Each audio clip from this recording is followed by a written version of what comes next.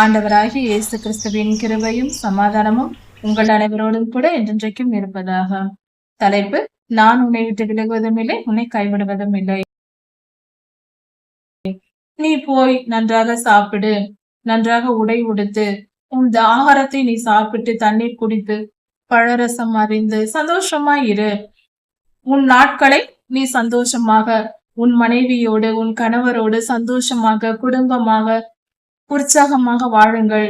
கர்த்தர் கொடுத்திருக்கிற ஆசீர்வாதத்தை அனுபவித்திருங்கள் என்று வேதம் சொல்லுகிறது. நீதியாய், அக்கிரமம் அநியாயம் செய்தல்ல, பாவத்தில் இன்பம் காண்பதல்ல, நீதியாய் இன்பத்தை அனுபவிப்பது. அது தவறில்லை, அப்படி செய்யலாம். நீதியான சந்தோஷங்களை ஏற்றுக்கொள்ளலாம். நீதியின்படி வாழ்ந்து சந்தோஷத்தை அனுபவிக்கலாம், தவறே இல்லை. பிரசங்கி 9ஆம் அதிகாரம் 4ஆம் வசனம் முதல். பிரசங்கி புஸ்தகத்தில் மனித வாழ்க்கை என்றால் என்ன என்பதை குறித்தும், கர்த்தருடைய செயல்கள் இந்த பூமியில் எப்படி இருக்கிறது என்பதை குறித்தும் சில விஷயங்கள் சொல்லப்பட்டிருக்கிறது. அதை சற்று கவனிப்போம். இந்த உலகத்தில் நல்லவர்களுக்கும், அதாவது கர்த்தருக்கு பயந்து நடக்கிறவர்களுக்கும், தீயவர்களுக்கும், பாவம் செய்து வாழ்கிறவர்களுக்கும் ஒரே விதமாய் வாழ்க்கையில் சம்பவிக்கிறது. இவை இந்த உலகத்தின் மிகப்பெரிய தீங்கு என்று வேதம் சொல்லுகிறது. இப்படி நடப்பதினால் கெட்டவர்கள், அதாவது தீய வழியில் நடப்பவர்கள் பைத்தியம் கொண்டிருக்கிறார்கள். அவர்கள் தங்கள் பாவத்தில் மூழ்கி கிடக்கிறார்கள், பாவத்திற்கு அடிமையாய் கிடக்கிறார்கள். ஒரு முறை பாவம் செய்கிறார்கள், அதனால் அவர்களுக்கு எந்த தண்டனையும் வருவதில்லை. மீண்டும் பாவம் செய்கிறார்கள், அதன் பின்பும் தண்டனை வருவதில்லை. அதனால் அவர்கள் பரிசுத்தவான்களை பார்த்து சொல்வது, நீங்கள் பரிசுத்தமாய் வாழ்வதனால் என்ன பிரயோஜனம்? நான் பாவம் செய்து இன்பமாய் இருக்கிறேன், எனக்கு எந்த தண்டனையும் வரவில்லையே என்று நினைக்கிறார்கள், சொல்லுகிறார்கள். இதனால் அவர்கள் பாவத்தில் வளர்ந்து கொண்டே போகிறார்கள். அவர்கள் வாழ்நாள் முழுவதும் அதிகமாய் பாவம் செய்து, சிறிய பாவத்திலிருந்து பெரியதாய் வளர்ந்து அதிகமாய் பாவம் செய்து கடைசியில் அவர்கள் போகும் இடம் பாதாளம் என்பதை மறந்து போகிறார்கள். பரிசுத்தவான்களோ அவர்களைப் போல, தீயவர்களைப் போலவே நன்மையும் தீமையும் அனுபவிப்பார்கள். ஆனாலும் அவர்கள் எத்தனை துன்பம் வந்தாலும் பரிசுத்தமாய் வாழ்ந்து பரலோகத்தை சேர்வார்கள். இவ்வுலகத்தில் நன்மை தீமை எல்லோருக்கும் பொதுவானது. நாம் நீதியின் பாதையில் நடந்தால் பரலோகத்தை சேரலாம், பாவத்தை செய்தால் நரகத்தை தான் போய் சேர வேண்டும், பாதாளத்தில் போய் அடைய வேண்டும் என்று வேதம் சொல்லுகிறது. செத்த சிங்கத்தை விட உயிரோடு இருக்கும் நாய் மேலானது, அதால் செயல்பட முடியும். சிங்கமாய் இருந்தாலும் செத்து போனால் அதன் பலன் என்ன? எவ்வளவுதான் வாழ்க்கையில் இன்பத்தை அனுபவித்து பாதாளத்திற்கு போய் அக்னி கடலில் விழுந்து அழிவது, அதனால் என்ன பலன் உண்டு? எவ்வளவு துன்பம் அனுபவித்தாலும், பாடுகளை அனுபவித்து உலகத்தில் வாழ்ந்தாலும் போய் சேரும் இடம் நித்திய ஜீவனாய் இருக்கும் பொழுது, பரலோகமாய் இருக்கும் பொழுது, கர்த்தரிடத்தில் போய் சேரும் பொழுது அது பலனுள்ளதாய் இருக்கும். இப்படி உயிருள்ளவர்களாய் நாம் இருப்போம். நித்திய ஜீவனை சுதந்திரித்துக் கொள்கிறவர்களாய் நாம் இருப்போம். நம் ஜீவனை காப்பாற்றிக் கொள்கிறவர்களாய் இருப்போம். இவ்வுலகத்தில் துன்பத்தை அனுபவித்தாலும் நம் ஆத்துமாவை, நம் உயிரை, நம் ஜீவனை காப்பாற்றிக் கொள்கிறோம். பரிசுத்தவான்கள் இதை செய்கிறார்கள். பாவம் செய்து வாழ்கிறவர்களோ உலகத்தில் இன்பமாய் வாழ்கிறோம் என்று நினைத்து கொண்டு முடிவில் பாதாளத்தை அடைகிறார்கள், பெரும் துன்பத்திற்கு ஆளாகிறார்கள், நித்திய நிரந்தர அக்கினியில் போய் சேருகிறார்கள். அது மகா துயரம் உள்ளது, சொல்லவும் வார்த்தை இல்லை. உயிரோடு இருப்பவர்கள் தாங்கள் மரிப்பதை அறிவார்கள். நாம் ஒரு நாள் மரிப்போம் என்பதை உயிரோடு இருக்கிற எல்லோரும் அறிந்து வைத்திருக்கிறார்கள். அவர்களுக்கு உணர்வு இருக்கிறது, அவர்களுக்கு தெரியும் நாம் ஒரு நாள் மரிக்கப் போகிறோம் என்று. ஆனால் இறந்தவர்களுக்கு ஒன்றும் தெரியாது, ஒன்றும் நினைவில் இருக்காது. அவர்கள் வாழ்ந்த வாழ்க்கையெல்லாம் ஒன்றுமே அவர்களுக்கு நினைவில் இருக்காது. அவர்கள் தான் மரித்து போனார்களே. உறவுகள், நினைவுகள், நல்லவர்கள், கெட்டவர்கள், பகைஞர், நண்பர் என்று யாரையுமே தெரியாது. இறந்தவர்களுக்கு ஒரு உணர்வும் இல்லை. அவர்களுக்கு இந்த பூமியில் எந்த பலனும் இல்லை. இதில் விளையும் கனிகளை அவர்கள் புசிக்க போவதில்லை. இந்த பூமியில் இருக்கும் எந்த இன்பத்தையும் அனுபவிக்க போவதில்லை. இந்த உலகத்தின் எந்த பலனும் அவர்களுக்கு சொந்தமாக போவதில்லை. மரித்தவர்கள் எதையும் சுதந்திரித்துக் கொள்ள முடியாது. இறந்தவர்களின் நட்பும் அவர்களின் பகையும் பொறாமையும், இப்படி எதிலும் அவர்களுக்கு பங்கில்லை. இந்த பூமியின் கீழ் ஏற்படும் எந்த நன்மைகளையும் அவர்கள் காணப்போவதில்லை. எந்த சந்தோஷத்தையும் அனுபவிக்க போவதில்லை. மரித்தவர்கள் எல்லாவற்றையும் இழந்து போனார்கள். இதைதான் வேதம் சொல்லுகிறது. ஆதலால் இப்படி இருக்கிறதினால் நீ போய் உன் ஆகாரத்தை புசித்து திராட்சரசத்தை குடி. நீ சந்தோஷமாய் இரு. உன் வாழ்க்கையை இந்த நாளில் நீ அனுபவித்திரு. நீதியின் பாதையில் நீதியாய் நேர்மையாய் உன் வாழ்க்கையை அனுபவித்திரு. சிலர் அதிக பணம் சம்பாதித்தும் நல்ல உணவு சாப்பிட மாட்டார்கள், நல்ல உடை உடுத்த மாட்டார்கள். சிக்கனமாக வாழ்கிறேன் என்று சொல்லி அதிக பணம் சேர்க்க வேண்டும் என்று சேர்த்து சேர்த்து வைப்பார்கள். எந்த சிறிய இன்பத்தை கூட அனுபவிக்காமல், நேர்மையான இன்பங்கள் இதை கூட அனுபவிக்காமல் இருப்பார்கள். அப்படி இருக்காதே என்று வேதம் சொல்லுகிறது. நீ போய் நன்றாக சாப்பிடு, நன்றாக உடை உடுத்து, உன் ஆகாரத்தை நீ சாப்பிட்டு தண்ணீர் குடித்து பழரசம் அறிந்து சந்தோஷமாய் இரு. உன் நாட்களை நீ சந்தோஷமாக உன் மனைவியோடு உன் கணவரோடு சந்தோஷமாக குடும்பமாக உற்சாகமாக வாழுங்கள். கர்த்தர் கொடுத்திருக்கிற ஆசீர்வாதத்தை அனுபவித்திருங்கள் என்று வேதம் சொல்லுகிறது. நீதியாய், அக்கிரமம் அநியாயம் செய்தல்ல, பாவத்தில் இன்பம் காண்பதல்ல, நீதியாய் இன்பத்தை அனுபவிப்பது. அது தவறில்லை. அப்படி செய்யலாம். நீதியான சந்தோஷங்களை ஏற்றுக்கொள்ளலாம். நீதியின்படி வாழ்ந்து சந்தோஷத்தை அனுபவிக்கலாம். தவறே இல்லை. வேதம் அதை அனுபவிக்க வேண்டாம் என்று சொல்லவில்லை. இந்த வசனத்தின்படி பார்த்தால் ஒரு மனிதன் அழகாக உடை உடுத்துவதும், பல நிறங்களில் உடை உடுத்துவதும், சில நகைகள் அணிவதும், அலங்காரம் செய்து கொள்வதும் தவறில்லை என்று சொல்லப்பட்டிருக்கிறது. பிரசங்கியின் வசனங்களின்படி பார்க்கும் பொழுது இதெல்லாம் தவறில்லை. மேக்கப் போடுவது கூட தவறில்லை. அதிகமாய் ஆபாசமாய் இருக்கக்கூடாது. அடக்கமான உடை உடுத்துதலும் மரியாதைக்கு ஏற்றபடி நடந்து கொள்ளுதலும் தவறில்லை. நீதியாய் இப்படி நாம் சந்தோஷமாய் இருக்க வேண்டும் என்றே கர்த்தர் சொல்லுகிறார். உன் கிரியைகளை கர்த்தர் அங்கீகாரம் பண்ணி இருக்கிறார். இப்படி ஒரு மனிதனுக்கு ஆசீர்வாதத்தை கர்த்தர் கொடுப்பது அவன் செயல்களை அங்கீகாரம் பண்ணி இருப்பதற்கு சமம். அப்படி என்றால் அந்த மனிதனுடைய செயல்கள் கர்த்தருக்கு பிடித்திருக்கிறது. கர்த்தர் அதை அங்கீகரிக்கிறார், ஏற்றுக்கொள்கிறார். நாம் செய்யும் செயல்கள் கர்த்தருக்கு பிரியமாய் இருக்கும் போது, நம் வாழ்க்கை அவருக்கு பிரியமாய் இருக்கும் போது அவர் இப்படிப்பட்ட ஆசீர்வாதங்களை நமக்கு கொடுத்து மகிழ பண்ணுவார். நம் தகப்பன் அல்லவா, நம்மை சந்தோஷப்படுத்தி பார்ப்பார். உன் வஸ்திரங்கள் எப்பொழுதும் வெண்மையாயும் உன் தலைக்கு எண்ணெய் குறையாததாயும் இருப்பதாக என்று சொல்லப்பட்டிருக்கிறது. உன் வஸ்திரங்கள் வெண்மையாய் இருப்பது என்றால் வெள்ளை நிறத்தில் இருப்பதல்ல, சுத்தமாய் இருப்பதின் பொருள். நம் வஸ்திரங்கள் எப்பொழுதும் சுத்தமாக உடை உடுத்தி, தலையில் எண்ணெய் குறையாமல் எண்ணெய் தடவி, அழகாக தலை சீவி, சந்தோஷமாய் இரு, மன மகிழ்ச்சியுடன் சாப்பிடு, சந்தோஷமாய் இரு என்று கர்த்தர் சொல்லுகிறார். நம் தலைக்கு எண்ணெய் குறையாமல் எண்ணெய் தடவ வேண்டும் என்று சொல்லுகிறார். இதில் ஆரோக்கியத்தையும் ஆண்டவர் நமக்கு சொல்லிக் கொடுக்கிறார். உச்சந்தலையில் நாம் எண்ணெய் குறையாமல் வைக்கும் போது அது நம் உடல் ஆரோக்கியத்திற்கும் மன ஆரோக்கியத்திற்கும் நல்லது. அதிகமான பேர் மன உளைச்சல், டென்ஷன், பிபி என்று சொல்வார்கள். அவர்கள் தலை எப்பொழுதும் காய்ந்திருக்கும். அதனாலேயே அப்படி வரும். அப்படி இருக்கும். மனம் அமைதி இருக்காது. அப்படி என்றால் வேலை செய்யும் இடத்தில் நம்மால் நிம்மதியாய் செய்ய முடியாது. எங்கிருந்தாலும் நம்மால் நிம்மதியா இருக்க முடியாது. நாம் நிம்மதியா இல்லாத பொழுது கோபம், எரிச்சல், பலவித பிரச்சனைகள் வருவதற்கு நாமே காரணமாய் இருந்து விடுவோம். உச்சந்தலையில் எண்ணெய் வைத்து தினந்தோறும் எண்ணெய் தடவுவது அது நம் மனதை குளிர பண்ணும், நம் சரீரத்தை ஆரோக்கியப்படுத்தும், நம் மூளையின் சிந்தனைகளை சரிப்படுத்தும். இதை செய்தால் டென்ஷனே வராது. டென்ஷன் போய்விடும். இப்படிப்பட்ட தலைவலி கூட சில நேரங்களில் நீங்கி போகும். தலை காயாமல் எண்ணெய் வைப்பது நம் உடல் ஆரோக்கியத்தையும் மன ஆரோக்கியத்தையும் ஏன் நம் வாழ்வையே சந்தோஷப்படுத்தும். குடும்பத்தில் அமைதி இருக்கும். நாம் வேலை ஸ்தலங்களில் அமைதியாய் நம்மால் செயல்பட முடியும். இது மிகப்பெரிய ஆரோக்கியம் சம்பந்தப்பட்ட காரியமும் கூட. கர்த்தர் நமக்கு போதிக்கிற எல்லா காரியங்களும் நமக்கு நன்மைக்காகவே. இது அழகு மட்டுமல்ல, ஆரோக்கியமும் கூட. அழகாய் சந்தோஷமாயிரு, சமாதானமாயிரு, ஆரோக்கியமாயிரு என்று கர்த்தர் சொல்லுகிறார். இந்த உலகத்தில் சூரியனுக்கு கீழே நாம் இருக்கிற காலம் எல்லாம் சந்தோஷமாய் இந்த உலகத்தின் வாழ்வை அனுபவி என்று கர்த்தர் சொல்லுகிறார். அப்படி என்றால் நம் வாழ்க்கையை அனுபவிப்பது என்றால் நீதியின் பாதையில். நமக்கு ஒரு குடும்பம் இருக்கிறது என்றால் நம் குடும்பத்தோடு சந்தோஷமாய் சம்பாதிக்கிற பணத்தை செலவு செய்து உற்சாகமாய் கர்த்தருக்கு பிரியமாய் நடந்து அதன்படி சந்தோஷமாய் வாழ்வது. இதில் நாம் வேற எதையும் கொண்டு போவதும் இல்லை.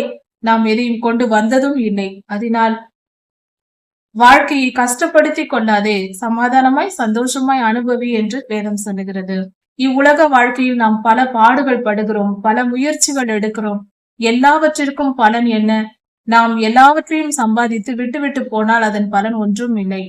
நாம் என்ன அனுபவிக்கிறோமோ அது மட்டுமே நம்மை சேருகிறது. நாம் கோடி கோடியாய் பணம் சம்பாதித்து நம் கைகளில் வைத்திருக்கலாம், நம் வீட்டில் வைத்திருந்தாலும் அதனால் பலன் என்ன? நாம் என்ன புசிக்கிறோம், என்ன உடை உடுத்துகிறோம், நாம் அனுபவிக்கிறது மட்டுமே நமக்கு சொந்தமானது.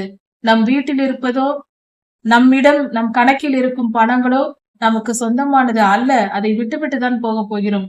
நாம் அனுபவிப்பது மட்டுமே நமக்கு சொந்தமானது. அதனால் சந்தோஷமாய் வாழ்ந்திரு என்று கர்த்தர் சொல்லுகிறார். ஆனால் எந்த சூழ்நிலையிலேயும் சந்தோஷமாய் வாழ்வதற்காக பாவம் செய்யக்கூடாது. பரிசுத்தமாய் வாழ்ந்து சந்தோஷமாய் இருக்க வேண்டும். இன்னொரு காரியம், இந்த உலகத்தின் வாழ்க்கையை அனுபவித்துக் கொண்டிருப்பவர்கள், சந்தோஷமாய் வாழ்கிறேன் என்று பாவத்தில் வாழ்கிறவர்கள் என்ன சொல்லுகிறார் கர்த்தர்? பாவம் செய்து சந்தோஷமாய் வாழ்க்கையை அனுபவிக்கிறவர்களுக்கு கர்த்தர் தரும் ஆலோசனை, உனக்கு என்ன செய்ய முடியுமோ அதையெல்லாம் நீ செய் என்று கர்த்தர் சொல்லுகிறார். உனக்கு திராணி இருக்கும் போதே உன்னால் நன்மை செய்ய முடியும் என்றால் அந்த நன்மையை செய்து விடு, ஏன் செய்யாமல் இருக்கிறாய் என்று சொல்கிறார். நமக்கு நன்மை செய்ய சந்தர்ப்பம் கிடைக்கும் போது நாம் செய்து விட வேண்டும். உன் வாழ்க்கை முடிந்து நீ பாதாளத்திற்கு போனால் அங்கு போய் நீ எதையும் செய்ய முடியாது. இங்கே இந்த உலக வாழ்க்கையிலேயே நம்முடைய செயல்கள் எல்லாம் முடிவுக்கு வருகிறது. நாம் என்ன செய்கிறோம், என்ன செய்யாமல் இருக்கிறோம், கர்த்தருக்கு எதற்கு கீழ்ப்படுகிறோம், கீழ்ப்படியாமல் இருக்கிறோம், பரிசுத்தமா பாவமா, நீதியா அநீதியா, இது எல்லா செய்கைகளும் இந்த பூமியில் இருக்கும் வரைக்கும் தான் நமக்கு செய்ய அதிகாரம். ஆனால் பாதாளத்திற்கு சென்றவர்கள் எதையும் செய்ய முடியாது. அதனால் இப்பொழுதே எல்லாவற்றையும் செய்துவிடு என்று கர்த்தர் சொல்லுகிறார். நீ போகிற பாதாளத்தில் செய்கையும் வித்தையும் இல்லையே. பாதாளத்தில் நீ எதையும் செய்ய முடியாது, உன் திறமையை எல்லாம் காட்ட முடியாது. திறமைசாலிகளால் அங்கு எந்த வேலையும் நடக்காது.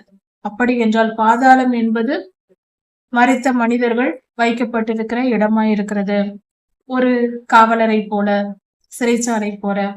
அது சிறைச்சாலை போன்றது. கர்த்தர் அக்னி கடலில் நியாய தீர்ப்பு கொடுக்கும் வரை அதில் மனிதர்கள் இருப்பார்கள். மனிதர்களின் ஆவி அங்கு இருக்கும். மரித்தவர்கள், பாவம் செய்து வாழ்ந்தவர்கள். அதனால் பாவிகளை குறித்து சொல்லப்பட்டிருக்கிறது. இவ்வுலகத்தில் இன்பத்தையே அனுபவிப்பேன் என்று இருக்கிறவர்கள் அங்குதான் போய் சேர்வார்கள். நான் திரும்பி பார்த்து ஒரு காரியத்தை கண்டுபிடித்தேன் என்று பிரசங்கி சொல்லுகிறார். அதாவது, ஓடுகிறவர்களின் வேகமும் போதாது, யுத்தம் செய்வதற்கு யுத்தவான்களின் சௌரியமும் போதாது. அப்படி என்றால் ஒரு மனிதன் ஓடி வெற்றி பெற வேண்டும். அவன் வாழ்க்கையில் எந்த காரியத்தில் இருந்தாலும் அவன் ஓடுவதற்கு அவனுக்கு பலன் போதாது. அவனுக்கு பிழைப்புக்கு ஞானம் உள்ளவனின் ஞானமும் போதாது. ஐஸ்வர்யம் அடைவதற்கு புத்திமான்களின் புத்தியும் போதாது. தயவை அடைவதற்கு அறிவு உள்ளவர்களின் அறிவும் போதாது. இப்படி அவரவர் செய்கைகளுக்கு தக்க திறன் அவர்களுக்கு போதாது. அவர்களுக்கு பலம் பத்தாது, அறிவு பத்தாது, ஞானம் பத்தாது. அவர்கள் செய்ய வேண்டும் அந்த செயல்களை. ஆனால் அதற்கு தேவையான ஞானம், அறிவு, புத்தி, பலம், திறமை இதெல்லாம் இல்லை அவர்களிடத்தில். இது மட்டும் அவர்கள் தங்கள் முயற்சியினால் மட்டும் எதையும் செய்துவிட முடியாது. அவர்களுக்கு சமயமும் காலமும் சம்பவிக்க வேண்டும். அப்படி என்றால் ஒரு காரியத்தை செய்வதற்கு நம்முடைய திறமை மட்டும் போதாது. அதற்கேற்ற நேரம் வர வேண்டும். அதற்கேற்ற சூழ்நிலைகள், சமயம் வர வேண்டும், சூழ்நிலைகளும் வர வேண்டும். அப்படி வந்தால்தான் அந்த காரியம் நடக்கும். ஒரு காரியத்தை செய்வதற்கு நாம் முயற்சி செய்கிறோம். நாம் முழு பலனையும் கொடுக்கிறோம். முழு முயற்சி செய்தாலும் அதற்குரிய நேரமும் அதற்கேற்ற சந்தர்ப்ப சூழ்நிலையும் வந்தால்தான் அந்த காரியம் நிறைவேறும். ஒரு மனிதன் வாழ்க்கையில் வெற்றி பெறுவதற்கு, அவன் செயல்களில் வெற்றி பெறுவதற்கு, அவனுக்கு தன் திறமைகள் எத்தனை இருந்தாலும், எவ்வளவு முயற்சி செய்தாலும், அவனுக்கு ஏற்ற சூழ்நிலைகளும் தேவ செயலும் நேரிட வேண்டும். பரலோகத்திலிருந்து அந்த காரியத்தை அவனுக்கு கொடுத்தால் மட்டுமே, கர்த்தர் அனுமதித்தால் மட்டுமே, கர்த்தரிடத்திலிருந்து உதவி வந்தால் மட்டுமே அந்த மனிதன் தன் செயலில் வெற்றி பெற முடியும். எந்த வெற்றியும் கர்த்தரிடத்திலிருந்து வருகிறது என்று சொல்லப்பட்டிருக்கிறது. நாம் முயற்சி செய்ய வேண்டும். எல்லாம் செய்ய வேண்டும், ஆனால் அதனால் கிடைத்து விடாது. கர்த்தருடைய செயலும் இருந்தால்தான், கர்த்தர் அனுமதித்தால்தான், அவர் ஆசீர்வதித்தால்தான் நாம் நாம் நினைப்பதை பெற முடியும். முயற்சி செய்யலாம், போராடலாம், வெற்றி கர்த்தர் தந்தால்தான் கிடைக்கும். கடலில் வலை விரிக்கும் பொழுது மீன்கள் அதில் திடீரென்று மாட்டிக்கொள்கின்றன. மீன்கள் தன் போக்கில் தான் போய்க் கொண்டிருக்கும். அது நாம் சாக போகிறோம் என்று தெரியாது, கடலில் நீந்து கொண்டு போய்க் கொண்டிருக்கும். வலையை வீசும் போது அதில் திடீரென்று பிடிபட்டு விடும். அது போலவும் காடு பகுதிகளில் கண்ணிகளை வலைகளை விரித்து வைத்திருப்பார்கள். குருவிகளை பிடிப்பதற்கு வலையை விரித்து அதன் மேல் தானியங்களை விரித்து வைத்திருப்பார்கள். அந்த தானியங்களை எடுப்பதற்காக குருவிகள் வந்து மாட்டும். அப்பொழுது அந்த வலைகளை சுருக்கி பிடித்து குருவிகளை பிடித்து விடுவார்கள். இதை கண்ணி என்று சொல்வார்கள். கண்ணி வைத்து குருவி பிடிப்பது. இப்படி திடீரென்று மாட்டுகிற, மரணத்தை தழுவுகிற குருவிகளை போலவும் துன்ப காலத்தில் மனிதர்கள் சடுதியில் அகப்படுவார்கள். துன்ப காலத்திற்குள் திடீரென்று விழுந்து விடுவார்கள் என்று பொருள். இதை புரிந்து கொள்வதற்கு ஒரே வார்த்தை போதும், கொரோனா. மனிதன் செய்யும் பாவம் செய்து கொண்டே இருக்கிறான். அவனுடைய அக்கிரமத்தின் அளவு போய்கொண்டே இருக்கிறது. திடீரென்று ஒரு ஆபத்து வருகிறது. கர்த்தர் கோபம் கொண்டு ஒரு ஆபத்தை அனுப்புகிறார். கொள்ளை நோய், கொரோனா போன்ற கொள்ளை நோய் வந்தது. எத்தனையோ ஆயிரக்கணக்கான மனிதர்கள் மரித்து போனார்கள். இப்படிதான் பூமியில் நடக்கிறது. ஆதி முதல் இன்று வரை என்றும் இப்படிதான் நடந்து கொண்டிருக்கிறது. யாரும் எதிர்பார்க்கவில்லை. சடுதியில் திடீரென்று வந்தது. திடீரென்று அகப்பட்டு மனிதர்கள் மரித்து போனார். மனிதன் கர்த்தருக்கு விரோதமாய் எழும்பி செய்கிற பாவங்களின் விளைவு, அக்கிரமம், இருதயத்தின் துணிச்சல், இதன் விளைவுதான் இப்படியெல்லாம் பூமியில் நடக்கிறது. சூரியனுக்கு கீழே ஞானமுள்ள ஒரு காரியத்தை நான் கண்டேன் என்று பிரசங்கி சொல்லுகிறார். சூரியனுக்கு கீழே ஞானமுள்ள ஒரு காரியத்தை நான் கண்டேன், அது ஆச்சரியமாய் இருந்தது என்று பிரசங்கி சொல்லுகிறார். அது என்ன? ஒரு சிறிய பட்டணம் இருந்தது. அந்த பட்டணத்தில் அதில் இருந்த மனிதர்கள் கொஞ்சம் பேர் தான் இருந்தார்கள். கொஞ்சம் மனிதர்கள் தான் அந்த பட்டணத்தில் இருந்தார்கள். அந்த மனிதர்கள் இருந்த அந்த சிறு பட்டணத்தை சுற்றி ஒரு பெரிய ராஜா வந்து முற்றுகையிட வந்து விட்டான். அந்த பட்டணத்தை பிடிக்க வேண்டும் என்று ஒரு பெரிய ராஜா வந்து விட்டான். இப்படி வந்து அவன் சுற்றிலும் சூழ்ந்து கொண்டான் அந்த சிறு பட்டணத்தை. அப்பொழுது ஒரு ஏழையான ஒரு சிறிய மனிதன் ஒருவன் இருந்தான். ஏழை மனிதன் ஒருவன் இருந்தான். அவன் மிகப்பெரிய நல்ல ஞானமுள்ள ஒரு மனிதனாய் இருந்தான். ஒரு ஏழை ஞானமுள்ள மனிதனாய் இருந்தான். அப்படி இருக்கும் பொழுது அந்த பட்டணத்தையே, அந்த சிறு பட்டணத்தை இவன் தன் ஞானத்தினால் அந்த ராஜாவிடமிருந்து காப்பாற்றி விட்டான். அதாவது யுத்தம் செய்தால் இந்த பட்டணத்தின் ஜனங்கள் எல்லோரும் போய் அந்த ராஜாவுடன் யுத்தம் செய்தாலும் தோற்று போவார்கள். பட்டணம் பிடிக்கப்பட்டு போய்விடும். அந்த நிலையில் இந்த சிறிய ஏழை மனிதன் அந்த ராஜாவிடம் தன் ஞானத்தினால் அந்த பட்டணத்தை காப்பாற்றி விட்டான். அந்த ராஜாவிடமிருந்து காப்பாற்றி விட்டான். ராஜாவை துரத்தி விட்டான்.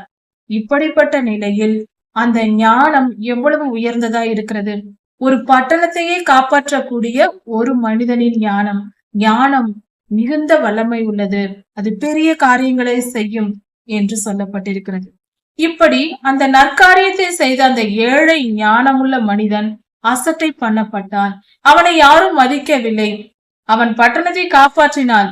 ஆனால் அவனை எடுத்து கொண்டாட வேண்டாமா? இப்படிப்பட்ட ஆபத்திலிருந்து எங்களை காப்பாற்றி இருக்கிறாயே, எங்களை எல்லாம் அவன் கொன்று போட்டிருப்பானே அந்த ராஜா, எங்கள் ஜீவனை காப்பாற்றினாயே என்று இந்த மனிதனுக்கு நன்றி தெரிவிக்கவில்லை.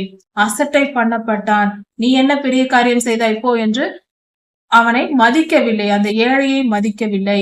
அப்படி அந்த மனிதன் அசட்டை பண்ணப்பட்டான். அவனை நினைத்து கூட யாரும் பார்க்கவில்லை. அப்படி இருந்தாலும் அந்த ஏழை மனிதனின் ஞானமே உத்தமம், அதுவே உயர்ந்தது. இத்தனை உயிர்களை காப்பாற்றி இருக்கிறது அல்லவா? அதனால் அந்த ஏழையின் ஞானமே, அவன் அசட்டை பண்ணப்பட்டாலும் அந்த ஞானமே உத்தமம் என்று வேதம் சொல்லுகிறது. கர்த்தரின் பார்வையில் அந்த ஞானம் உயர்ந்தது. அதாவது பலத்தை பார்க்கிலும் ஞானமே உத்தமம் என்று வேதம் சொல்லுகிறது. எவ்வளவு பலன் இருப்பதை காட்டிலும் ஞானமாய் இருப்பதே சிறந்தது. அதுவே நம்மை காப்பாற்றும்.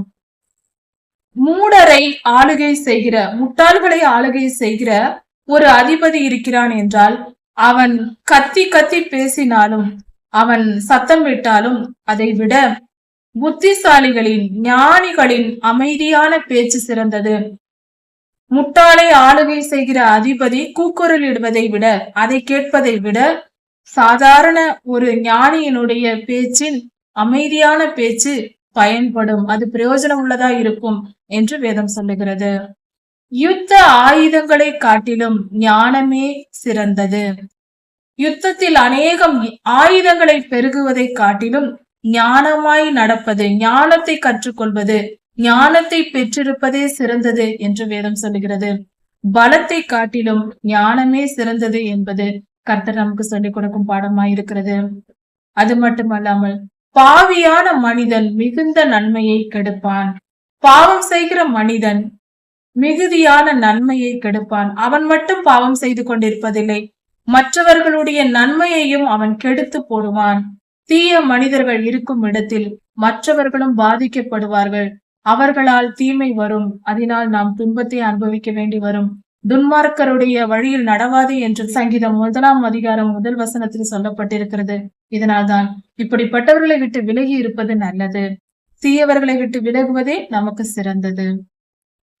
இப்படியாக கர்த்தருடைய வார்த்தையை நாம் கேட்டு ஞானமாய் நடந்து கர்த்தருடைய பிரசன்னத்தினால் மூடப்பட்டு நாம் பரிசுத்தமாய் வாழ வேண்டும். கர்த்தரின் அன்பை புரிந்து கொள்ள வேண்டும்.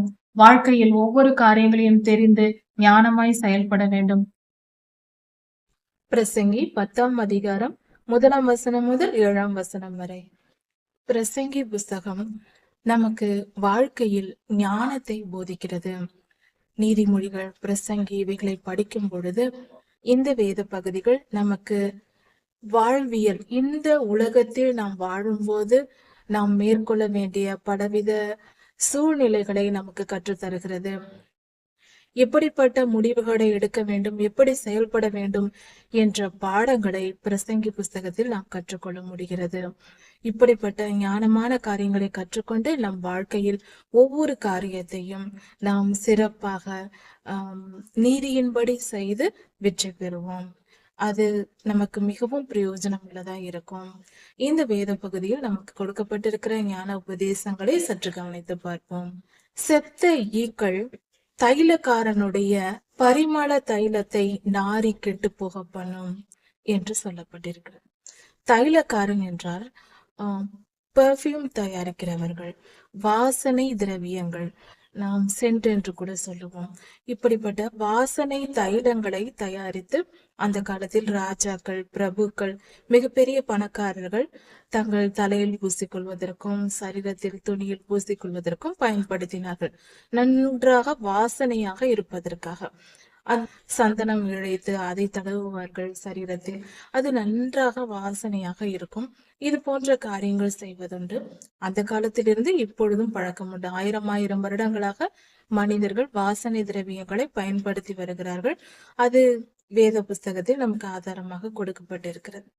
இப்படி இருக்க இந்த தைலம் தயாரிக்கிற ஒரு திறமைசாலிகள், ஒரு பரம்பரையாக தைலம் தயாரிக்கிறவர்கள் இருக்கிறார்கள். அந்த காலத்திலும் இருந்திருக்கிறார்கள்.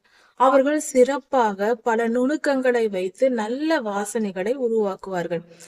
வாசனை திரவியங்கள் ஒன்றோடு ஒன்று கலந்து சமைப்பது போல, ருசியான சமையலுக்கு பலவித பொருட்களை சேர்த்து புதியதாய் நாம் சமைப்பது போல தைலங்களையும் விதவிதமாய் தயாரிப்பார்கள், நன்றாக வாசனையாக இருக்கும்படியாக. இந்த காலத்திலும் மிகப்பெரிய பணக்காரர்களும் மிகப்பெரிய அதிபதிகளும் அரசாங்க அதிகாரிகளும் இவைகளை எல்லாம் பயன்படுத்துவதுண்டு.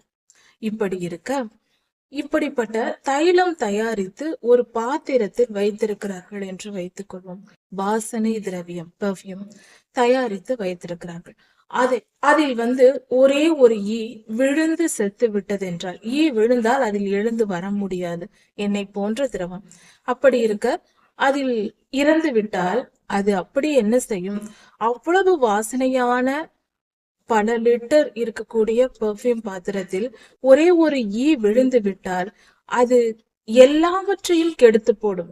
அந்த வாசனையை கெடுத்து நாற்றம் அடிக்க செய்துவிடும் அந்த தைலத்தை.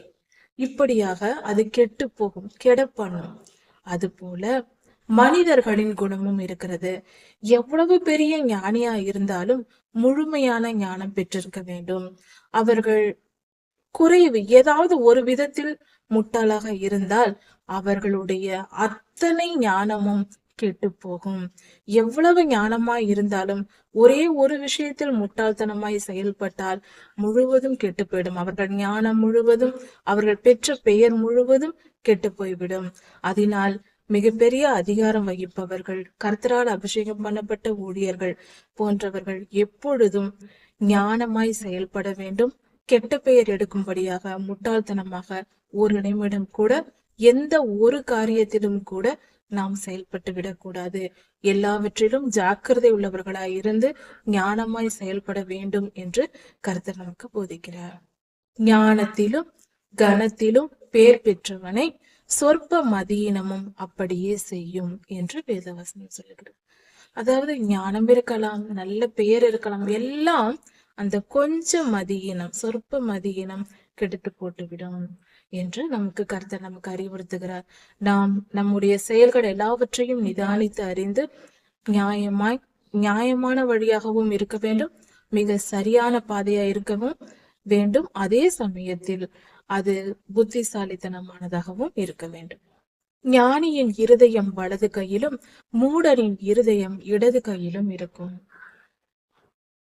அப்படி என்றால் ஒருவர் மனம் எப்படி செயல்படும் என்பதை பற்றி இங்கு வேதம் சொல்லுகிறது. ஞானியின் இருதயம் வலது கரம் என்று சொல்லும் பொழுது நல்ல காரியங்களை பொதுவாக வலது கரத்தில் செய்ய வேண்டும் என்று சொல்வார்கள். நல்ல காரியம் செய்யும் பொழுது எப்பொழுதும் வலது கரத்தினால் செய்வார்கள். கெட்ட காரியங்கள் செய்யும் பொழுது பொதுவாக இடது கைகளினால் செய்வார்கள். இது பழக்கமான ஒன்று. இதை குறித்து சற்று ஆழமாக யோசித்தால் இது மூட பழக்கம் அப்படியெல்லாம் சொல்லக்கூடாது. இது விஞ்ஞானத்தின்படியும் சில காரியங்கள் இருக்கிறது. இதில் வலது கையில் செய்யக்கூடிய காரியங்கள், நற்காரியங்கள் செய்ய வேண்டும் என்றும். இதில் சில இடங்களில் யாத்ராகம புஸ்தகத்தில் ஆசாரியர்களுக்கு கொடுக்கப்பட்டிருக்கிற கட்டளைகளில் வலது கட்டை விரலில் இரத்தத்தை எடுத்து தெளிக்க வேண்டும், பூச வேண்டும் என்றெல்லாம் ஆசாரிய பணியில் சொல்லப்பட்டிருக்கிறது. அதனால் வலது கரம் இடது கரம் என்பது சரிதான். அதை பார்ப்பது வேதத்தின்படி சரியாக இருக்கிறது. வேதம் சொல்வதை நாம் பின்பற்றுவோம், அதுவே நீதியாக நாம் ஏற்றுக்கொள்வோம். வலது கரத்தினால் நற்காரியங்களை செய்வார்கள், இடது கரத்தினால் தீய காரியங்கள், வெறுப்பான காரியங்கள், கசப்பான காரியங்களை செய்வது வழக்கம். இதில் குறிப்பிடப்பட்டிருக்கிறது என்றால் ஒரு மனிதனின் இருதயம் வலது கரத்திலும் இடது கரத்திலும் இருக்காது. இதன் பொருள் என்னவென்றால் வலது கரத்தினால் நற்காரியங்களை செய்கிறோம். ஒரு மனிதனின் இருதயம் அவன் ஞானவானா இருந்தால் நற்காரியம் செய்வதில் பிரியப்படுவான். ஒரு மனிதன் முட்டாளாய் இருக்கும் பொழுது அவன் தீய காரியங்கள் செய்வதில் முற்படுவான். உதாரணத்திற்கு எப்படி என்றால், பெண் இருக்கிறார், அந்த வீட்டில் இருக்கிறார், அந்த பெண்ணுக்கு இன்னும் திருமணம் ஆகவில்லை, பெற்றோர்கள் வரன் தேடுகிறார்கள் என்று வைத்துக் கொள்வோம். வயது அதிகமாகிவிட்டது. இந்த நேரத்தில் அந்த பெண்ணுக்கு ஒரு திருமணம் நடக்க வேண்டும் என்று ஒரு அக்கம் பக்கத்தவர் இருக்கலாம். ஒருவர் ஞானம் உள்ளவராய் நல்ல குணம் உள்ளவராய் இருந்தால் என்ன செய்வார்? ஒரு நல்ல வரன் பார்த்து அந்த பெண்ணுக்கு திருமணம் செய்ய ஏற்பாடு செய்வார்கள். பெரியோர்கள், அக்கம் பக்கத்தில் இருப்பவர்கள் கூட முன்னுக்கு நின்று செய்வார்கள். அது ஞானியின் இருதயம். ஒரு சிலர் ஒரு பெண் திருமணம் ஆவதற்கு இருக்கிறாள், பெண் பார்க்க வருகிறார்கள் என்றால் அந்த தெருவில் ஒரு முட்டாள் இருந்தால் அவன் என்ன செய்வான்? அந்த திருமணத்தை தடை செய்யும்படி ஏதாவது வருகிற வரன் வீட்டாரிடத்தில் ஏதாவது சொல்லி எப்படியாவது அதை கெடுக்க நினைப்பான். இப்படி நற்காரியங்களை கெடுக்க நினைப்பது முட்டாளுடைய குணம். ஞானியின் குணமோ நற்காரியங்களை செய்ய வைப்பது. இது ஒரு உதாரணம் தான். இதே போல எல்லா விஷயத்திலும் ஒரு வயல் இருக்கிறது, அழகான பூச்செடிகள் பூத்திருக்கிறது, ஒரு நல்ல கனி தரும் மரம் முளைத்திருக்கிறது என்றால் ஒரு ஞானி போனால் அதற்கு தண்ணீர் பாய்ச்சி களை எடுத்து அதற்கு தண்ணீர் நிற்கும்படி அழகாக தண்ணீர் விட்டு அந்த மரத்தை பேணி காப்பாற்றி வளர்க்க முயற்சி செய்வான். அதே வயல் நிலத்தில் ஒரு கனிமரம் முளைத்திருக்கிறது என்றால் மூடன் போவான். அங்கு போன உடனே இது எதற்கு இங்கு முளைத்திருக்கிறது என்று அந்த செடியை பிடுங்கி எறிந்து விடுவான். இதுதான் முட்டாளின் இருதயம். இதைதான் வேதம் சொல்லுகிறது. பிடுங்கி எறிதல், கெடுத்து விடுதல் போன்ற காரியங்கள், கெட்டது செய்கிற எண்ணம் உடையவன் முட்டாள். அவன் அறிவில்லாதவன் என்றால் பரிசுத்த ஆவியானவர், ஞானத்தின் ஆவியானவராய் இருக்கிறார். அவர் இல்லாத இடத்தில் பொல்லாதவன் இருப்பான். அப்படி என்றால் துன்மார்க்கன் என்று பொருள். முட்டாளும் துன்மார்க்கனும் ஒருவரே. துன்மார்க்கம் செய்கிறவன் முட்டாள், முட்டாள் துன்மார்க்கம் செய்வான், அவ்வளவுதான். ஞானி நற்காரியங்களை செய்வான், சன்மார்க்கனா இருப்பான். சன்மார்க்கனா இருக்கிறவன் ஞானியா இருக்கிறான், கர்த்தருடைய ஆவியை பெற்றிருப்பதினால். அதனால் இதை தெளிவாக புரிந்து கொள்ள வேண்டும். மூடனின் இருதயம் கெட்ட காரியங்கள் செய்வதில், நன்மையை கெடுப்பதில் இருக்கும். அதாவது பாவியான மனிதனும் மிகுந்த நன்மையை கெடுப்பான் என்று வேதவசனம் சொல்லுகிறது. அது போல மிகுந்த நன்மையை கெடுத்து விடுகிற குணம் மூடனிடத்தில் இருக்கும். நன்மையை செயல்படுத்தும் குணம் ஞானியின் இருதயத்தில் இருக்கும். மூடன் வழியில் நடக்கும் போதே அவன் மதிக்கெட்டவனாய் இருக்கிறான், தான் மூடன் என்று எல்லோருக்கும் சொல்லுகிறான். இது அற்புதமான ஒரு வார்த்தை, அழகான ஒரு சொல். என்னவென்றால், மூடன் நடக்கும் போது கூட அவன் முட்டாளாய் இருப்பானாம். இது எப்படி நடக்கும் போது ஒருவனுடைய முட்டாள்தனத்தை எப்படி கண்டுபிடிக்க முடியும்? ஒரு மனிதன் பேசும்போது முட்டாள்தனமாய் பேசினால் கண்டுபிடிக்கலாம், ஏதாவது செயல்கள் செய்யும் பொழுது கண்டுபிடிக்கலாம். நடக்கும் போது எப்படி கண்டுபிடிப்பது என்றால் மிகவும் சுலபம். ஒரு மனிதன் நடந்து போகும்போது அவன் நல்ல பாதையில் நடந்து போனால், அவன் போகும் இடம் நற்காரியத்திற்காக நல்லதை செய்ய அவன் நடந்து போனார், அந்த பாதை கல்லாக முரடாக கூட இருக்கலாம். அவன் போகும் வேலை, அவன் போய் சேரும் இடம், அவன் எதற்காக போகிறான் என்ற காரணத்தை அறியும் பொழுது நற்காரியத்துக்காக போகிறவன் அவன் புத்திசாலியா இருப்பான். மூடன் நடந்து போகும் போதே அவன் கால் நடைகளே சொல்லும் அவன் எங்கு போவான். எங்கு அரட்டை அடிக்கிறார்களோ அந்த இடத்தில் போய் மூடன் நிற்பான். ஜாலியாக பேசிக் கொண்டிருக்கலாம். பொழுதுபோக்கு காரியங்களை நோக்கி போவான், சினிமா தியேட்டருக்கு போவான். தீமையான காரியங்கள், தேவையற்ற காரியங்கள், பலனற்ற காரியங்களை தேடி தேடி போகிறவன் முட்டாளா இருக்கிறான், நேரத்தை வீணடிக்கிறான். பொழுதுபோக்கு என்றால் நேரத்தை வீணடிப்பது என்று பொருள் அல்லவா? நேரம் என்பது நம்முடைய ஆயுள் நாட்கள். ஆயுள் நாட்கள் அதிகமாய் வாழ வேண்டும் என்று நினைக்கிறோம். ஆனால் கொடுக்கப்பட்ட அந்த நேரத்தை ஏன் நாம் பொழுதை போக்கி கழிக்கிறோம்? அப்படி என்றால் அந்த ஆயுள் நமக்கு குறைந்து போகிறது அல்லவா? பொழுதுபோக்கு காரியங்கள் என்பது நம் ஆயுளை அழிக்கிறது.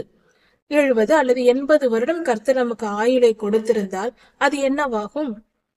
நாம் பொழுதுபோக்கு காரியங்களில் 20 வருடங்களை கழித்து விட்டால் மிச்சமுள்ள 50 வருடங்களை தானே நமக்காக நாம் வாழ்கிறோம். அந்த 20 வருட காலம் என்பது நமக்கு நஷ்டம். கர்த்தர் தந்த ஆயுள் குறுகி போகிறது நமக்கு. வேத வசனம் சொல்லுகிறதே, துன்மார்க்கனுடைய ஆயுளோ குறுகி போம் என்று. அப்படி என்றால் இதன் பொருள் என்ன? ஒருவன் நடந்து போகும்போது நாம் என்ன காரியத்திற்கு போகிறோம், என்ன செய்ய போகிறோம் என்பது நமக்கு தெளிவாக மற்றவர்களுக்கு தெரியும். மூடன் பொழுதுபோக்கு காரியங்களிலும் வீணான காரியங்களிலும் சூதாட்டம் ஆடுவது, பொழுதுபோக்கு காரியங்களில் ஈடுபடுவது, இச்சையான காரியங்கள், தேவையற்ற காரியங்கள், பயனற்ற காரியங்களை நோக்கி போகிறவன் அவன் பாவியாயிருக்கிறான், அவன் முட்டாளாயிருக்கிறான். அது அவனுடைய நடையில் வெளியே தெரிகிறது. அதிபதியின் கோபம் உன்மேல் எழும்பினால் உன் ஸ்தானத்தை விட்டு விலகாதே. இணங்குதல் பெரிய குற்றங்களையும் அமர்த்தி போடும் என்று வேதம் சொல்லுகிறது. அதாவது ஒரு அதிபதி இருக்கிறார் என்றால் அது இந்த இடத்தில் அந்த அதிபதி என்ற சொல் நமக்கு அதிகாரியாய் இருப்பவர் என்று பொருள் கொள்ளலாம். ஒரு குடும்ப பெண் என்றால் கணவர் அதிகாரி, ஒரு மகள் என்றால் தகப்பன் அதிகாரி. ஒரு வேலை பார்க்கும் ஸ்தலத்தில் நாம் ஒரு வேலை பார்க்கிறோம் என்றால் நமக்கு மேல் அதிகாரி அதிகாரி. திருச்சபை என்றால் திருச்சபையின் போதகர் நமக்கு அதிகாரி. இப்படி நமக்கு மேல் அதிகாரிகள் நம் மேல் கோபம் கொண்டால் நாம் தவறு செய்யாமல் கூட இருக்கலாம். சில நேரங்களில் இப்படியும் நடக்கும். நம்மிடத்தில் ஒரு குற்றமும் இல்லாதிருக்கும் பொழுதும் அவர்கள் நம்மை தவறாக புரிந்து கொண்டு கடினமாய் நம்மை பேசலாம், கடினமாய் நம்மை நடத்தலாம். இப்படிப்பட்ட சூழ்நிலை ஏற்பட்டால் நாம் அந்த இடத்தை விட்டு விலகிவிடக் கூடாது.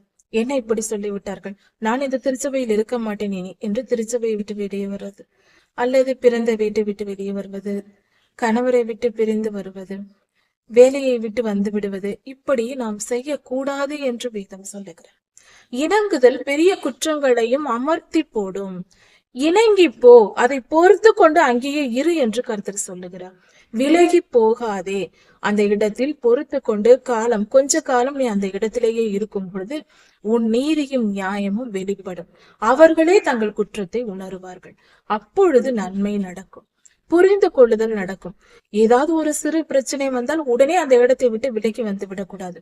குடும்பமாய் இருந்தாலும், வேலை ஸ்தலமாய் இருந்தாலும், திருச்சபையாய் இருந்தாலும், எந்த இடமாய் இருந்தாலும் இதை நாம் பின்பற்ற வேண்டும் என்று வேதம் நமக்கு போதிக்கிறது. இப்படி செய்யும் போது வாழ்க்கையில் நமக்கு பெரிய பிரச்சனைகள் வராது. வேத வசனங்கள் இந்த உலக வாழ்க்கையை நமக்கு சுலபமாக்கி கொடுக்கிறது. சுலபமா இந்த வாழ்க்கையை எப்படி வாழ்வது? இணங்குதல் பெரிய குற்றங்களையும் அமர்த்தி போடும். இப்படி எந்த இடத்தில் நம்ம அதிகாரியின் மூலமாக நமக்கு பிரச்சனை வந்தால் எந்தவித தீங்கும் ஏற்படாதபடிக்கு நாம் கொஞ்ச காலம் பொறுத்து கொண்டிருந்தால் அந்த போராட்டங்கள், அந்த சூழ்நிலைகள் மாறி நமக்கு நன்மை நடக்கும். இணைக்கி போக வேண்டும். உடனே பிரச்சனை வருகிறது என்று உடனே அந்த இடத்தை விட்டு விலக நினைக்க கூடாது என்று கர்த்தர் சொல்லுகிறார். நான் சூரியனுக்கு கீழே கண்ட ஒரு தீங்கு உண்டு. அது என்னவென்றால் அது அதிபதியின் இடத்தில் தோன்றும் தப்பிதமே. அப்படி என்றால் மிகப்பெரிய இந்த பூமியில் நடக்க கூடாத ஒரு காரியம், ஆனால் இன்றும் நடந்து கொண்டிருக்கிறது என்று வேதம் சொல்லுகிறது. அது என்னவென்றால் அது தீமை, அப்படி நடக்க கூடாது, ஆனால் அது நடந்து கொண்டிருக்கிறது இன்றும் கூட. என்னவென்றால் அதிபதியின் இடத்தில் தோன்றும் தப்பிதம். மேல் அதிகாரிகளாய் இருப்பவர்கள், ஆளுகை செய்கிறவர்கள், அது எந்த இடத்தில் இருந்தாலும், வீடாயிருந்தாலும், ஒரு மாநிலமாயிருந்தாலும், ஒரு தேசமாயிருந்தாலும், உலகமே ஆனாலும், அதிபதியாய் ஆளுகை செய்கிறவர்கள் தவறு செய்யக்கூடாது. ஆனால் அப்படிப்பட்டவர்கள் தவறு செய்கிறார்கள். அதிபதிகள் தவறு செய்கிறார்கள், அவர்களிடத்தில் தவறு இருக்கிறது. இது மிகப்பெரிய தீங்கு என்று வேதம் சொல்லுகிறது. ஆளுகை செய்கிறவர்களிடத்தில் தவறே இருக்கக்கூடாது. அப்படி இருந்தால் அது தீங்கு, அது தீமையை வருவிக்கும் என்று வேதம் சொல்லுகிறது. நமக்கு அதிகாரியாய் இருக்கிறவர்கள், நம் அதிபதியாய் இருக்கிறவர்கள், அவர்கள் தவறே செய்யக்கூடாது என்று நாம் எதிர்பார்ப்போம். நம்மை கண்டிக்கிறார்கள், அவர்கள் தவறு செய்யக்கூடாது, எந்த தவறும் அவர்களிடத்தில் இருக்கக்கூடாது என்று நினைப்போம். அது சரிதான், நம்முடைய எதிர்பார்ப்பு சரியானது. தேசத்தை ஆளுகை செய்கிறவர்களும், ஒரு குடும்பத்தை ஆளுகை செய்கிறவர்களாய் இருந்தாலும், எந்த நிலையில் இருந்தாலும் அதிகாரம் வகிப்பவர்கள் நீதியும் நேர்மையுமாய் வழி நடத்த வேண்டும். அதுவே நீதி, அதுவே கர்த்தருடைய சித்தமாய் இருக்கிறது. ஆனால் சபிக்கப்பட்ட இந்த பூமியில் வாழ்கிறோம். மிகப்பெரிய அதிபதிகள், அதிகாரிகள் எல்லாம் அரசாங்க அதிகாரிகளாக கூட இருக்கலாம், பெரிய பதவி வகிக்கிறவர்களாக இருக்கலாம். ஆனால் அவர்களும் தவறு செய்கிறார்கள். அப்படிப்பட்ட தீமை அங்கும் இருக்கிறது.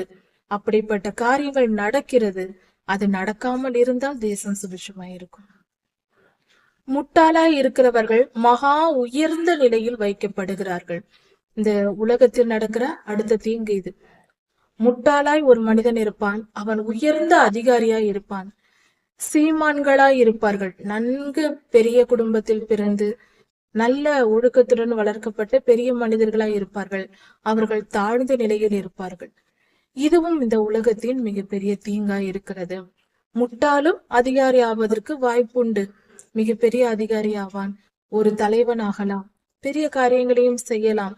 ஒரு முட்டாள் அப்படி ஆக மாட்டான் என்று சொல்ல முடியாது. அப்படிப்பட்ட சூழ்நிலைகள் ஏற்படுகிறது. சீமான்களாய் இருக்கிறவர்கள் தாழ்ந்த நிலையை வைக்கப்படுகிறார்கள். இப்படியும் நடக்கிறது. இந்த உலகத்தில் இப்படிப்பட்ட தீமைகள் உண்டு என்று வேதம் சொல்லுகிறது. வேலைக்காரர்கள் குதிரைகளின் மேல் ஏறி போவதையும், பிரபுக்கள் வேலைக்காரர் போல் தரையிலே நடக்கிறதையும் கண்டேன் என்று வேதம் சொல்லுகிறது. பிரசங்கியின் இந்த வார்த்தை மிகவும் அற்புதமான ஒரு தீர்க்க தரிசனமாய் இருக்கிறது. இந்த காலத்தில் வாழ்கிற நமக்கு இது சுலபமாக புரியும். அதிகாலையில் எழுந்து ஒரு பட்டணத்தின் தெருக்களில் நாம் பார்த்தால் மிகப்பெரிய அதிகாரிகளாய் இருப்பவர்கள், மிகப்பெரிய தலைவர்களாய் இருப்பவர்கள் கூட காலையில் எழுந்து பார்த்தால் வாக்கிங் போவார்கள், ஜாகிங் போவார்கள், ஓடிக்கொண்டிருப்பார்கள். நாம் பார்க்கலாம். மிகப்பெரிய ஸ்தானம் வகிப்பவர்கள் சாதாரண ஒரு உடை அணிந்து கொண்டு ஓடிக்கொண்டிருப்பார்கள். உடற்பயிற்சி செய்வார்கள், உடற்பயிற்சி செய்கிற இடங்களுக்கு போகிறார்கள், ஜிம்கெல்லாம் போவார்கள். இப்படிப்பட்ட காரியங்கள் நடப்பதை பார்ப்போம். அவர்கள் நடந்து செல்வதை கவனிக்கிறோம். நடப்பார்கள், ஓடுவார்கள். ஆனால் அவர்கள் வீட்டில் வேலை செய்கிற வேலைக்காரர்கள் கடைக்கு செல்வதற்கு, மளிகை சாமான் வாங்குவதற்கும் காய்கறிகள் வாங்குவதற்கும் காரை எடுத்து செல்வார்கள். இது மிகப்பெரிய பணக்கார வீடுகளில் காலை நேரங்களில் நடக்கிற சம்பவமா இருக்கிறது. இதை அப்படியே தீர்க்க தரிசனமாக பிரசங்கி எழுதி வைத்திருக்கிறார். அந்த காலத்திலேயே சுமார் 2500 வருடங்களுக்கு முன்பே எழுதி வைத்திருக்கிறார். உடற்பயிற்சி என்பது மிகவும் அவசியமானது. பெரியோர்கள் இன்று அதை பணக்காரர்களாக படித்தவர்களாக அந்த காலத்தில் அதிகமாக இல்லை. வசதி படைத்தவர்கள் அமர்ந்து வேலை செய்வார்கள், நன்றாக சாப்பிடுவார்கள். ஒரு சுகர் பத்தின ஒரு எண்ணமோ இப்படிப்பட்ட காரியங்களை பற்றி அவர்களுக்கு சர்க்கரை நோய் வரும், பிபி வரும் என்றெல்லாம் அவர்கள் யோசித்தது கிடையாது. நன்றாக சாப்பிடுவார்கள். சிலர் சற்று பருமனாகவும் கூட இருப்பார்கள். அதை பற்றின ஒரு மிகப்பெரிய விழிப்புணர்வு இல்லாமல் இருந்தது. இன்னும் சொல்ல போனால் பலருக்கு அந்த காலத்திலே அப்படி இருந்தாலும் கூட வியாதி இல்லாமல் இருந்தது. ஆனால் இப்படிப்பட்ட வியாதிகள் இன்று விழிப்புணர்வை ஏற்படுத்திவிட ஜனங்கள் எல்லாரும் எவ்வளவு வசதி இருந்தாலும் கொஞ்சமாய் சாப்பிடுவது, ஆரோக்கியமான உணவை மட்டும் சாப்பிடுவது, விலை உயர்ந்த பொருட்களை சாப்பிடுவதில்லை, அது மட்டும் இல்லாமல் உடற்பயிற்சி செய்வது போன்ற விழிப்புணர்வை பெற்றிருக்கிறார்கள். சரீரத்தை ஆரோக்கியமாய் வைத்துக் கொள்வதற்கு இதெல்லாம் நல்ல விஷயங்கள் தான். ஒன்றை யோசித்து பார்ப்போமா? இதில் ஆழமான ஒரு சத்தியம் இருக்கிறது என்றாவது நாம் யோசித்திருக்கிறோமா? அதாவது, ஒரு மனிதனை கர்த்தர் படைத்தார். அவன் சரீரத்தின் அமைப்புகளை அவரே உருவாக்கினார். அவர் ஒவ்வொரு மனிதனுக்கும் தேவையான ஒவ்வொரு ஆகாரம், தண்ணீர், காற்று போன்ற எல்லா சூழ்நிலைகளையும் மட்டும் கொடுக்காமல் அந்த சரீரத்திற்கு தேவையான உடற்பயிற்சியும் அந்த மனிதனுக்கு தேவை என்றே பல காரியங்களை கொடுத்திருக்கிறார். ஆதியிலே ஆதாம் ஏவாளை படைத்த பொழுது ஆதாம் ஐயாவினிடத்தில் கர்த்தர் சொன்னது, இந்த தோட்டத்தை, ஏதேன் தோட்டத்தை காவல் காத்துக்கொள் என்றார். காவல் காக்கிற ஒரு வேலையை கொடுத்தார். சுற்றி பார்த்து வர வேண்டும், நடந்து பார்த்து வர வேண்டும், பாதுகாக்க வேண்டும் என்று பொறுப்பை கொடுத்தார். சும்மா விட்டுவிடவில்லை. ஏதேனை காவல் காக்கும் பொறுப்பு அவருக்கு இருந்தது. இப்படி கர்த்தர் ஒரு மனிதனுக்கு என்ன தேவையோ அதை சரியாக கொடுக்கிறார். என்று பெரிய பணக்காரர்கள் என்று சொல்லி எல்லா உணவையும் அதிகமாக விலை உயர்ந்த உணவுகளை சாப்பிட்டு விட்டால் அவர்களுக்கு அதிகமாய் பலவிதமான வியாதிகள் வந்துவிடும். அதை தெரிந்து அளவாக சாப்பிடுகிறார்கள். ஆரோக்கியமான உணவை மட்டும் ஏழைகள் சாப்பிடும் உணவை தான் பணக்காரர்களும் சாப்பிடுகிறார்கள். இன்னும் சொல்ல போனால் இன்னும் ஏழைகள் சாப்பிடும் உணவை கூட சாப்பிடாமல் இன்னும் விலை மலிவான உணவுகளை வாங்கி காய்கறிகள், கஞ்சி போன்ற காரியங்களை கொடுத்து தங்கள் உடலை பாதுகாத்துக் கொள்ள அப்படியெல்லாம் செய்கிறார்கள். அதனால் அவர்கள் பணக்காரர்களாய் இருந்ததினால் என்ன பலன் உண்டு? அதிகமாய் பணம் சேர்ப்பதினால் என்ன பலன்? அதாவது கர்த்தர் எல்லாவற்றையும் சரியாக சமமாக தான் எல்லாருக்கும் கொடுத்திருக்கிறார். மற்றவர்களிடத்திலிருந்து நாம் அடித்து பிடுங்கி அதிகம் சேர்த்து வைப்பதினால் எதையும் அனுபவித்து விட முடியாது. அனுபவிக்க நினைத்தால் அது நமக்கு ஆபத்தாய் முடியும். அதிக விலை உயர்ந்த அதிக ருசியான உணவுகளையே சாப்பிட்டால் உடல் கெட்டு போகும். அதிகமாய் உடை உடுத்த வேண்டும் என்று அதிக விலை கொடுத்து ஆயிரக்கணக்கில் லட்சக்கணக்கில் நாம் பணம் செலவழித்து புடவைகளை, நம் துணிமணிகளை வாங்கினாலும் அது நமக்கு பொருந்தாது. நமக்கு அதை அணிந்தால் மிகவும் கடினமாய் இருக்கும், பாரமாய் இருக்கும். அந்த உடைகளே நமக்கு பாரமாகிவிடும். மிகப்பெரிய வீடை கட்டிவிட்டால் நம் பிள்ளைகள் எங்கிருக்கிறார்கள் என்று கூட நம்மால் பார்க்க முடியாது. ஏனென்றால் மிகப்பெரிய வீடு, சுற்றி வருவதற்குள் கால் வலிக்கும். எதுவுமே ஒரு அளவுக்கு மேல் நாம் அனுபவிக்க முடியாதபடிக்கு கர்த்தர் சில வட்டங்களை வைத்திருக்கிறார் மனிதனுக்கு. அதிகமாய் பேராசை பற்று சேர்த்தாலும் அதை அனுபவிக்க முடியாது. கர்த்தர் சொல்லுவார்கள், ஆட்டுக்கும் வலை அளந்து வைத்திருக்கிறார் என்று. அது போல மனிதனும் இவ்வளவுதான் அனுபவிக்க முடியும் என்ற எல்லையை வைத்திருக்கிறார். அதற்கு மேல் சம்பாதித்தாலும் அதை அவர்களால் அனுபவிக்க முடியாதபடி ஒரு எல்லையை நியமித்திருக்கிறார். வேதம் சொல்லுகிறது, ஏசாயா தீர்க்க தரிசன புஸ்தகத்தில் சொல்லப்பட்டிருக்கிறது, கடலுக்கு எல்லையை நியமித்தவர் யார்? இம்மட்டும் வா, இதை விட்டு மிஞ்சி வராதே என்று கடல் அலைகளுக்கு கட்டளையிட்டது யார் என்று. அதற்கும் ஒரு எல்லையை ஆண்டவர் வைத்திருக்கிறார். அவரே கட்டளை கொடுத்திருக்கிறார், இதற்கு மிஞ்சி வராதே என்று. வர வேண்டும் என்றால் சுனாமியாக வர வேண்டும். அதுவும் கர்த்தர் ஆணையிட்டால் அது வரும். மற்றபடி கர்த்தருடைய அனுமதி இல்லாமல் அதால் உள்ள வர முடியாது. கடல் அலையானாலும் பூமிக்குள் வர முடியாது. இப்படி கர்த்தர் எல்லாவற்றையும் மிக சரியாக படைத்திருக்கிறார். மனிதன் இச்சை கொண்டு அலைவதினால் பிரயோஜனம் என்ன? அதிக பணம் சம்பாதிப்பதினால் பிரயோஜனம் என்ன? அதிக புகழ்ச்சியை சம்பாதிப்பதினால் என்ன பிரயோஜனம்? புகழ்ச்சியை சம்பாதித்தால் பலர் புகழ்வார்கள், இன்று புகழ்வார்கள், நாளை புகழ்வார்கள், அடுத்த நாள் அதே நம்மை புகழ்ந்த நாவே நம்மை தூஷிக்க தொடங்கும். கர்த்தர் ஒரு மனிதனை ஆசீர்வதித்தால் அந்த ஆசீர்வாதம் நிலைத்திருக்கும். நாம் இது வேண்டும் அது வேண்டும் என்று அலைவது தேவையற்றது. பெயருக்காகவோ புகழுக்காகவோ நாம் நிலைத்திருக்க வேண்டும், என் பெயர் நிலைத்திருக்க வேண்டும் என்று போராடுவது மதியீனமான செயல். எத்தனையோ ஆயிரக்கணக்கான வருடங்களாக மனித இனம் வாழ்ந்து கொண்டிருக்கிறது. எந்த மனிதனின் பெயர் நிலைத்திருக்கிறது? சரி, அப்படி பெயர் நிலைத்திருந்தால் மட்டும் பெயர் மட்டும் தான் இருக்கும். அந்த மனிதனை பற்றி யாருக்கு தெரிய போகிறது? புகழ்ச்சி என்பதும் பெருமை என்பதும் மாயை. அதிக பணம் சம்பாதிப்பதும் பிரயோஜனமற்றது. செல்வம் சேர்க்க துடிப்பதும் பிரயோஜனமற்றது. நம் தேவைக்கு ஏற்றபடி வாழ்ந்து ஒரு எல்லையை நியமித்து இதுவரைக்கும் எனக்கு போதும், உண்ண உணவும் உடுத்த உடையும் இருக்க இடமும் நிம்மதியான வாழ்க்கையும் தினந்தோறும் கர்த்தருக்கு ஸ்தோத்திரம் செலுத்தி நன்றி செலுத்தி சமாதானமாய் வாழ்கிற வாழ்க்கையும் அதுவே சிறந்தது. அதை நாம் நாடுவோம். கர்த்தர் உங்களை ஆசீர்வதிப்பாராக. இதன் தொடர்ச்சியை அடுத்த செய்தியில் பார்க்கலாம். மாரநாதா.